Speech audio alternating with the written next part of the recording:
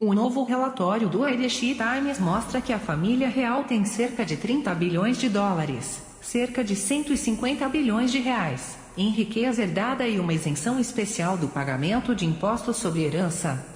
Isso resume muito do que vejo de errado no mundo de hoje. Os ricos ficam mais ricos. O bilionário americano Jeff Bezos paga uma taxa de imposto de 1%. A desigualdade de renda nos Estados Unidos da América é o maior de todos os tempos e a expectativa de vida entre os nativos americanos caiu 6 anos durante o Covid. E isso é apenas uma pequena parte da história. Nos Estados Unidos, a cobertura constante e totalmente acrítica da morte da rainha é uma realidade? Vejo 2 problemas principais. Primeiro, a rainha liderou uma família que se beneficiou da devastação e pilhagem de povos ao redor do mundo que viviam em colônias submetidas ao domínio britânico. A família real também lucrou extensivamente com o comércio de escravos e ainda não pensa sobre reparações.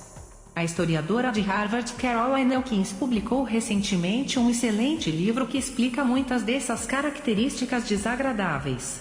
Chama-se Legado da Violência, uma história do Império Britânico. É inegável que o domínio colonial britânico foi totalmente brutal e que milhões foram mortos. A rainha e outros membros da realeza lhe deram legitimidade e se beneficiaram muito. O segundo problema é que a cobertura da morte da rainha está sendo usada para tentar fazer com que todos nos sintamos mais confortáveis com níveis extremos de riqueza herdada e domínio de classe. Os cidadãos choram pela morte da rainha com base principalmente na mitologia construída sobre ela, e não em qualquer informação historicamente precisa.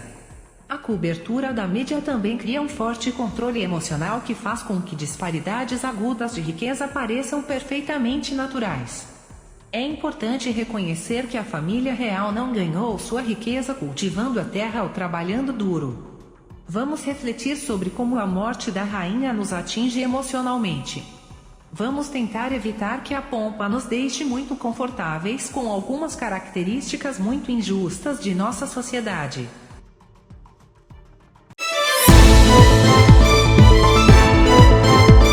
Globe Social Network, New York Bureau.